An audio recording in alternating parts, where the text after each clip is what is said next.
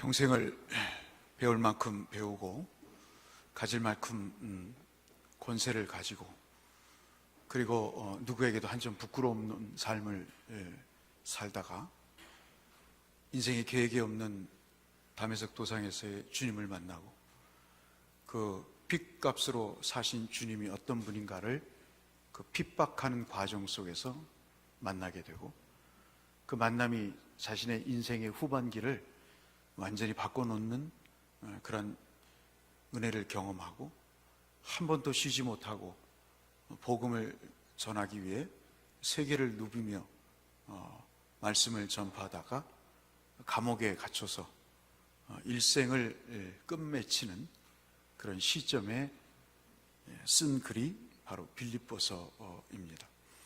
에베소서도 마찬가지지만 빌립보서도 소위 말해서 이러한 어려움 속에서 인생을 살면서 특별히 로마 감옥의 삶을 정리하면서 그 노인네가 믿음의 선배로서 그리고 율법의 선생으로서 그리고 한 목회자로서 교인들에게 말씀을 전하시는 그런 내용을 우리가 함께 읽었습니다. 바울의 가슴속에 채워져 있는 것, 꼭 하고 싶은 말, 그것이 무엇일까? 우리 빌립보서를 열어보고 에베소서를 열어보면 그렇게 여실히 나타납니다. 무엇을 말하고 싶었을까? 우리가 사순절을 지내면서 5절 말씀에 우리의 눈길이 가게 됩니다. 5절 말씀을 보시면 이렇게 기록되어 있죠. 너희 안에 이 마음을 품으라. 곧 그리스도 예수의 마음이라. 이 말씀을 하시기 위해서 이 노인네가 마지막에 이 글을 쓰게 됩니다.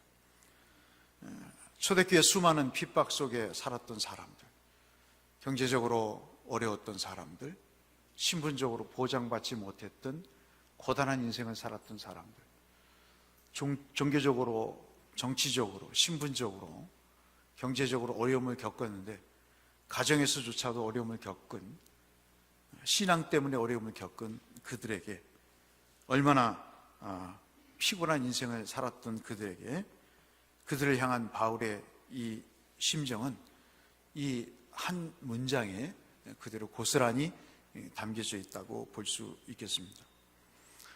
자연 이 말씀을 준비를 하면서 제가 눈길을 가게 되고 집중을 하게 된 것은 품는다라는 단어입니다.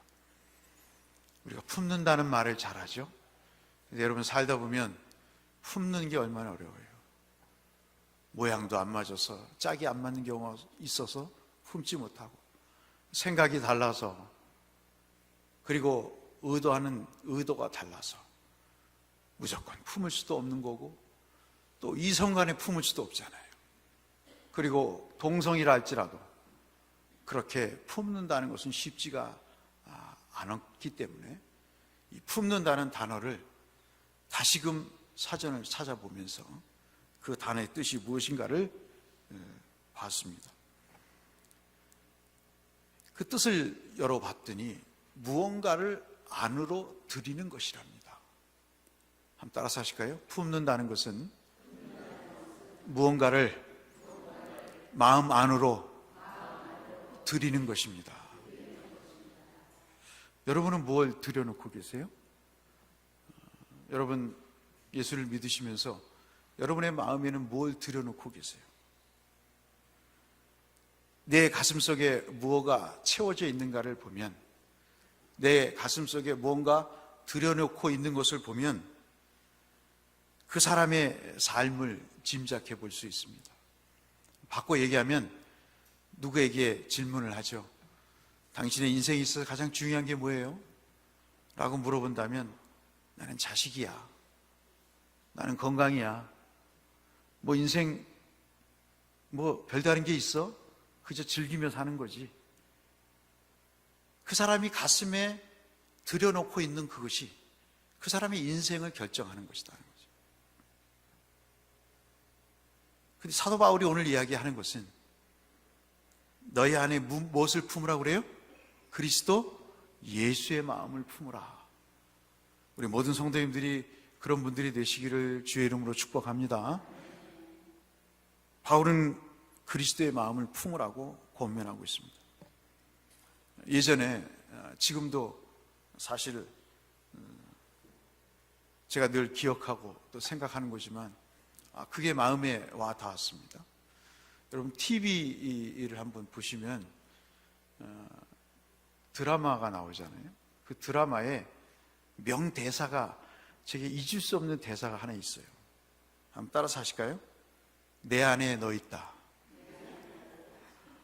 그게 저는 그리스도의 마음을 품으라는 바울의 말씀을 한 문장으로 요약한 것 같아요. 그 작가가 혹시 빌립보서 2장 5절의 말씀을 알고 썼는가? 내 안에 너 있다.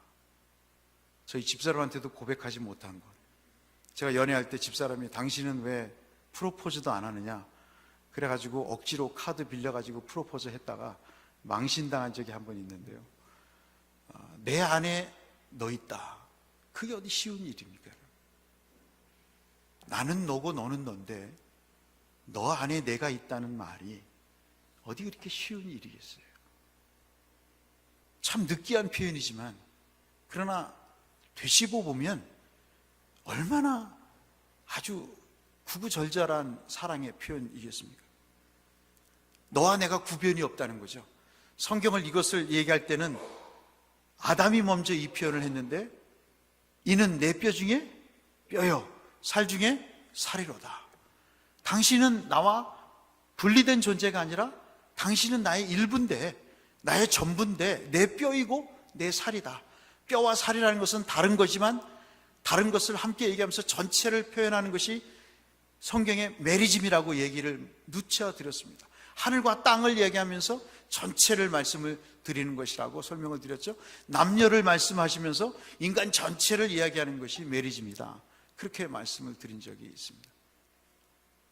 나와 내가 구분이 안 되는, 그것이 바로 사랑을 간직한 사람의 표현이구나 하는 생각을 하게 됩니다. 사람은 그 가슴 속에 들여 있는 것, 간직하고 있는 것으로 사는 것 같아요. 신앙으로 산다는 것도 바로 이와 같을 것이라 생각이 됩니다. 어떻게 주님처럼 살겠어요? 어떻게 우리가 주님의 가신 길을 그 뒤따라 가지만은 어떻게 주님이 가신 그 십자가의 길을 다 가겠어요, 여러분?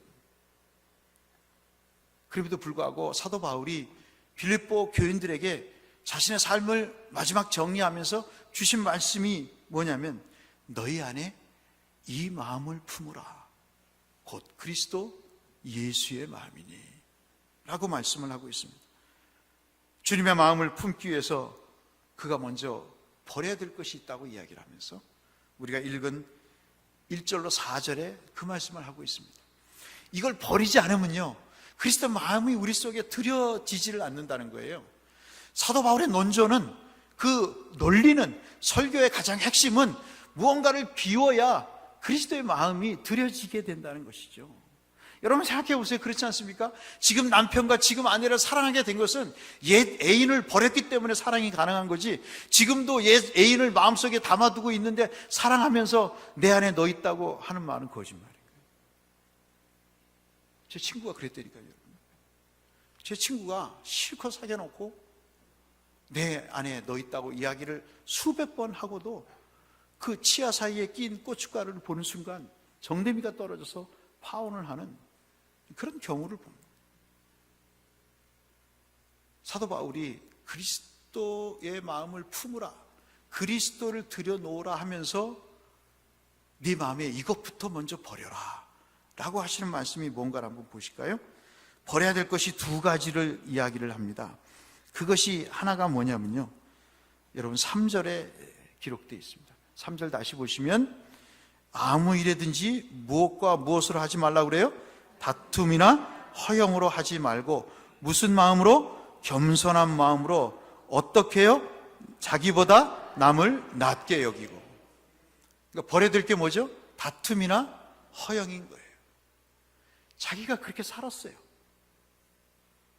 그 알량한 지식 때문에, 유대인의 지도자라는 것 때문에, 사울을 연구하면요 대단한 사람입니다. 바울은 늘 말씀드리지만, 우리가 바울 그러지만 대단한 사람이에요. 그 사람은 정말 그럴 수 있는 사람이라고 생각이 될 정도로 대단한 사람이에요.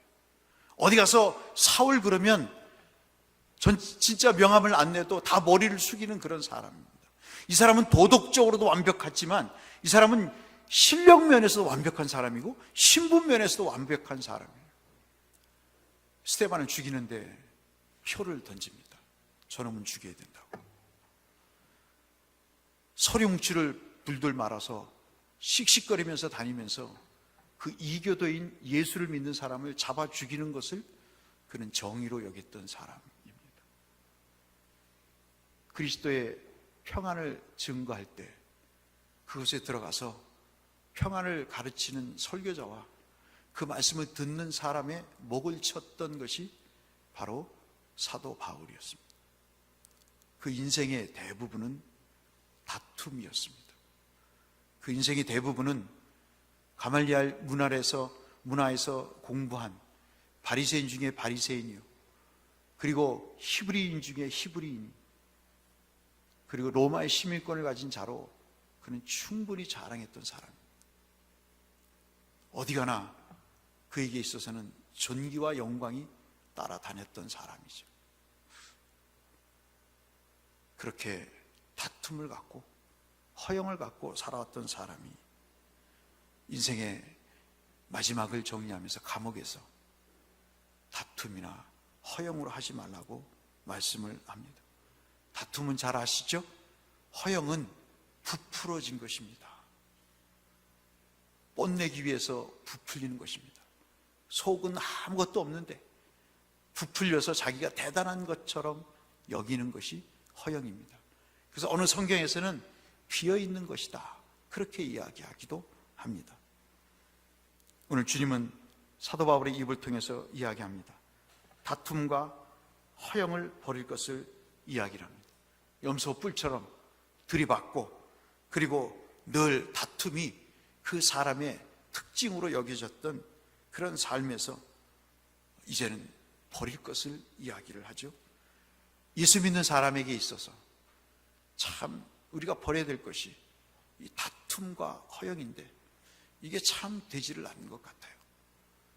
나이가 먹을수록 더욱더 다투는 것 같고요, 갱년기가 오면서 더 조그만 일에 서운해지는 것 같고요, 그리고 무언가 사람들에게 명함이라도 내보여야 되니까 없는 타이틀도 써서 거기다가 기록을 해서 나 이런 사람입니다 하고 명함을 주는 그런 일들이 더 많아지는 것 같습니다. 항상 의시되며 사는 허영심에 들떠있게 되죠. 그러면서 사도 바울은 그것을 버리면서 무엇으로 살든지 자기를 점검하고 경쟁심과 허영심에 늪에 빠지지 말도록 말씀을 하고 있습니다. 그것이 뭐냐면 그 반대로 늘 겸손한 마음으로 남보다 나를 더 좋지 않게 여기고 남을 더 낮게 여기는 그런 삶을 사는 것을 중요한 그리스도인의 삶으로 이야기를 하고 있습니다. 이것은 오전 예배 때 말씀드렸다시피 자기의 일을 책임 있게 감당하면서 다른 사람의 일도 도와주는 그러한 것으로 겸손은 성경에서 말하고 있습니다. 교회 안에서, 가정에서, 직장에서, 우리 공동체, 교회라는 공동체 속에서 같이 공간 안에서 함께 지낸다는 것이 참 여러 가지 생각해야 될 일들이 많아집니다. 불편한 점도 있죠. 참 불편한 점도 많습니다. 서로 협력해야 될 부분도 참 많습니다. 내 의견은 이런데 어떤 의견이 들어올 때 내 의견을 접고 그 의견이 옳다고 또 받아들여야 될 때도 있고요, 또 이러한 저러한 상황이 우리를 불편하게 할 때도 있습니다. 때에 따라서는 묘한 분위기가, 묘한 기류가 서로 간에 흐르는 그런 경우도 우리가 보게 됩니다. 이런 상황에서 우리가 정말 붙잡아야 될 하나의 신조가 있다고 사도 바울이 오늘 우리에게 말씀을 합니다. 그것이 바로 겸손인데 그 겸손에는 두 가지의 의미가 있음을 우리에게 말씀해 주고 있습니다. 하나는 더불어입니다. 전 참 이 말씀이 참 중요하다고 생각이 됩니다. 혼자 살 수가 없잖아요. 다 더불어 삽니다. 더불어가는 공동체, 더불어 사는 직장, 더불어 사는 학교, 더불어 함께 사랑하는 가정, 이것이 얼마나 중요한가를 우리는 뼈저리게 느끼게 됩니다. 사도 바울의 기쁨을 충만하게 했던 것이 뭐냐면 오늘 4절 말씀 보시면 각각 자기 일을 돌아볼 뻔더러 그랬습니다. 자기를 성찰하는 것의 중요성을 옛날 설교 때 말씀을 드린 적이 있습니다. 사람이 사람다운 것은 자기를 돌아보는 것이다.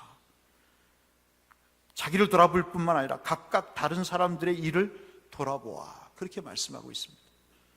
이 돌아본다는 것이 바로 더불어 사는 것이죠. 이것이 사도 바울이 우리에게 말씀하시는 겸손의 가장 중요한 하나의 정신이라고 말씀하시는 것 아니겠습니까? 더불어 살아가는 것이야말로 하나님의 기쁨을 충만하게 하는 것이다. 주님이 우리를 외면하신 적이 없어요. 이사야의 말씀처럼 주님이 우리를 떠나신 적이 없고 우리를 버리신 적이 없어요. 말을 시켜보니까 3년 동안 말을 전해보니까 알아듣지 못하는 거거든요. 오히려 죽이려고 하거든요. 오히려 더 욕을 하거든요. 오히려 더 뺨을 치거든요. 오히려 더 침을 뱉거든요. 오히려 더 칼을 휘둘러서, 몽둥이를 휘둘러서 죽이려고 하거든요. 에이, 모르겠다. 접어버려야 되겠다. 인간에게 내려온 것이 큰 계획의 차질이었다. 내가 착각했네. 천상회를 열어서 성부 하나님, 성령 하나님, 이건 될 법한 일이 아니니 접겠습니다 하고 주님이 회의를 여셔서 우리의 구원의 계획을 취소하신 경우가 한 번도 없다는 거죠. 주님은 그렇게 하나님과 더불어 그 못된 인간과 더불어 그 십자가를 양자 속에서 짊어지시고 그 십자가의 길을 걸어가셨습니다. 사랑하는 성도 여러분, 서로 늘 생각하고 그리고 목회를 하면서 늘 마음에 두는 한 가지 제 철학과 신앙이 있습니다. 그것은 내 옆에 있는 사람이 의미가 없는 사람이 전혀 없다는 것입니다. 옛날에는 그러지 않았어요. 전도사 때도 그러지 않았어요. 싫으면 싫은 거고 좋으면 좋은 거였어요. 나이를 먹으면서 느끼는 게 뭐냐면 하영철 집사님이 의미가 어떤 때는 있고 어떤 때는 의미가 없는 게 아니고 항상 저분은 저에게 의미가 있는 분이었어요. 나를 좋게 해주든 나에게 뭐 나쁘게 대한 적은 없지만 하여튼 그렇습니다. 옆에 분들하고 한번 인사하실까요? 장로님, 권사님, 집사님은 저에게 항상 의미 있는 분이셨습니다. 무슨 이 오후에 무슨 잠이 활딱 깨시죠? 네.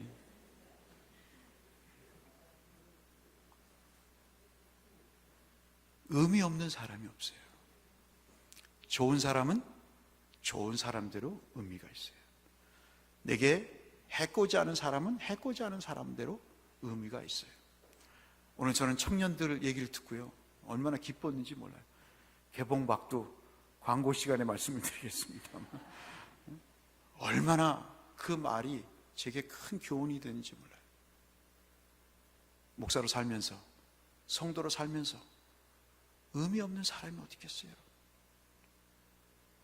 의미 있는 사람만 찾는다면 내가 내 자신이 의미가 없는데, 내 자신이 남에게 의미가 없는데 누가 의미 있는 사람을 찾겠어요? 여러분 좋은 사람 만나게 해달라고요? 내가 좋은 사람이 못 되는데 무슨 좋은 사람이 내 옆에 있겠어요? 내가 좋은 사람이 돼야지 좋은 사람이 붙는 거지, 나는 개떡같이 사는데 누가 나에게 좋은 사람 역할을 하겠어요? 극장 인도 때도 말씀드렸지만 사람이 겸손해야 사람이 붙어요. 왜 그런지 아세요? 겸손하지 않는 교만한 사람은요 욕을 당한대요. 잠언 11장 2절에 근데 겸손한 사람은 뭐가 있냐면 지혜가 있대요. 그래서 그 지혜 있는 사람이 사람을 붙게 만든대요. 지남철처럼.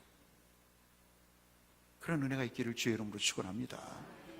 의미 없는 사람은 없습니다. 누구도 나와 무관한 사람이 없습니다. 지나가는 아이가 한마디 한 것도 내게는 교훈이 됩니다. 내 주위에 누군가 있게 하셨다면 거기에는 분명 큰 의미가 있기 때문에 내게 붙여진 사람이죠. 하나님께서 누군가를 내 곁에 두셨다면 내 일과 결코 무관한 사람을 붙여주실 일은 만무하다는 말씀이죠. 그와 협력이 없다면, 그와 마음을 열지 않는다면 우리 어떤 노력도 하나님이 기뻐하시는 결과를 낼 수가 없다는 거예요. 제가 드리는 말씀이 아니라 오늘 본문을 주석하면서 여러분에게 드리는 말씀이에요. 각각 자기 일을 돌아볼 뿐더러 또한 각각 다른 사람의 일을 돌아보아 나의 기쁨을 충만하게 하라. 우리 삶의 기쁨이 왜 없습니까? 우리가 잘나서입니까? 다른 사람이 못나서였습니까? 나는 아무런 문제가 없는데 다른 사람이 엉망으로 살았기 때문에 기쁨이 없으니까 천만의 말씀이에요. 자기를 돌아보는 게 없는 거예요. 남을 돌아보는 게 없는 거예요. 그러니까 교회 밥도 안 먹고 봉사도 안 하고 가는 거예요. 얼마나 그리스도인답지 않게 살면서 그리스도인으로 얘기합니까, 여러분? 돌아봐야 기쁨이 있다는 말씀은 우리에게 참 중요한 말씀이에요. 한번 따라서 하실까요? 돌아봐야 기쁨이 있습니다. 참 이 은혜를 받으시길 바라요. 하나님께서 우리에게 주시는 그 은혜를 받으시기를 바랍니다. 그래서 그리스도인은 더불어 사는 것입니다. 마지막입니다. 자기를 비우는 거예요.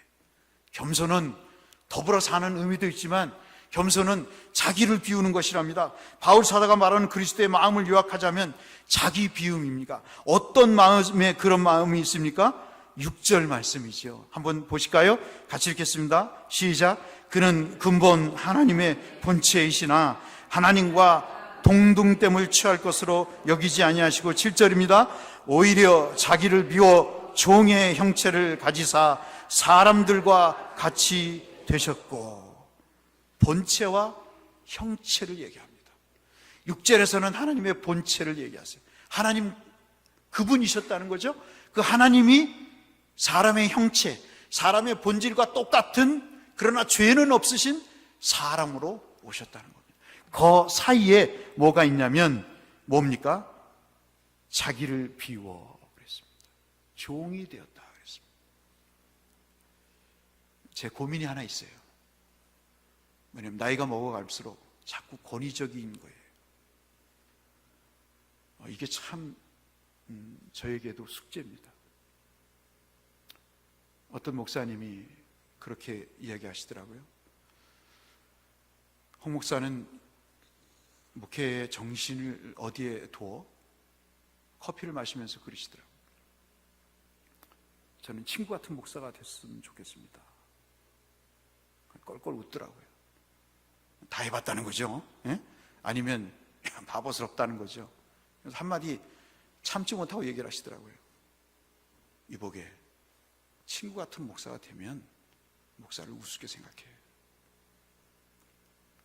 자기 마음대로 주무를 수 있는 사람으로 생각해. 권위가 있어야 돼. 뭐라고 그러겠어요? 당신이 틀렸다고 그러겠어요? 네, 죽을 죄 졌습니다. 그러는 거죠. 그리고 생각을 해보는 거죠. 집사람으로 차 타고 오면서 권위가 뭘까 말이에요.